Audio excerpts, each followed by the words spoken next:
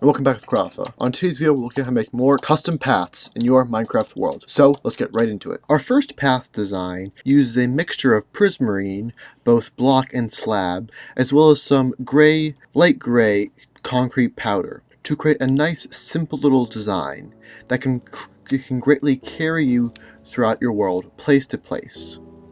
Alongside this beautiful road, I bone mealed the surrounding area, as well as covered it in a couple other assorting flowers. Back to the path itself, I made sure to give it a nice winding, weaving theme to show that this is not some industrial path. It's something new and hip. Also, one thing that I've really started to enjoy recently is to put my paths into the ground. So I made sure to dig a hole into the ground for it. My next path design focuses on a more nether theme, using the mainly crimson logs as well as red nether brick. These two blocks come together to make a nice reddish purplish theme. They really bring the whole build into something more nethery and scary. I think these blocks really go together well to create it's more industrial than last build, but more like scary industrial. So maybe throw this near nether to show that some nether fortress is coming up, something scary. Along with this, I also scattered a variety of green blocks along the side to show that maybe if you throw this in your overworld, it's scattered the ground and kind of corrupted the once clean grass into more plastic, darker, dead grass. These are my general design principles along this build, but I think it can go into most other custom sets and ideas. If you've been looking for a more goofy design, I think this next one will work perfectly for you.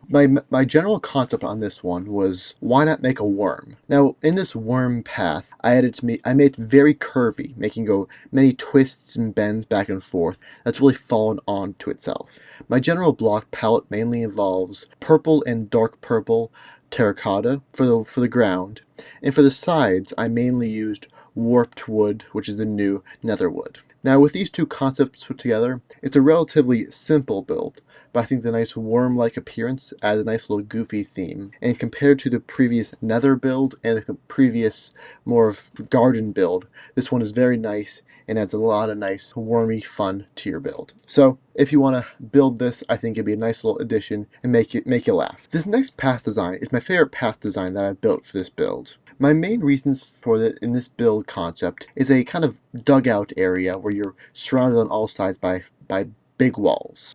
In terms of block palette, on the ground I use some orange and some blue concrete powder. I use these two blocks because they complement each other on the color wheel, so they look good that way. On the walls I used a mixture of all the different dark prismarine blocks, as well as a couple end rods for light. These contrast greatly to the two complementing colors, making it look nice and sweet. Along with that, I riddled the entire area with vines and leaves to show that this place is old. While it may look kind of nice, it is an old place that's dug out into the ground. So nature's overtaken it, and there's some serious stuff going on around here. After that, I mainly wanted to give it a bit more life, so I gave the build a small kind of twists and turns, but while making it look like it was still made by human shovels and human hands, not completely by nature. So nature was a secondary factor to the initial concept of the purples and the oranges and the blues and the prismarines. Hey guys, thank you all so much for watching this video. This has been a little different than usual with my whole editing style, so I hope you guys enjoyed. If you did, leave a like, comment, subscribe. Until next time, guys, troop dismissed.